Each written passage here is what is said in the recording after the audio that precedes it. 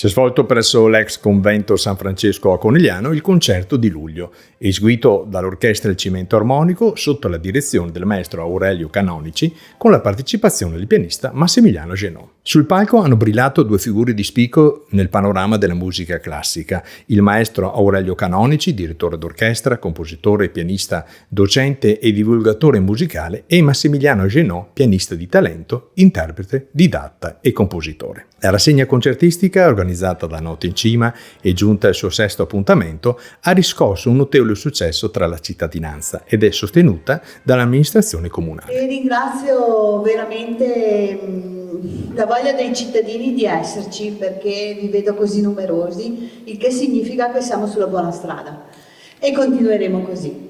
Quindi non lascio spazio alla musica, non tolgo altro tempo e ascoltiamo il resto di questo programma, che sarà veramente bellissimo. Grazie a tutti. L'amministrazione naturalmente sostiene la cultura in tutte le sue forme, in tutte le sue manifestazioni, e noi ci siamo.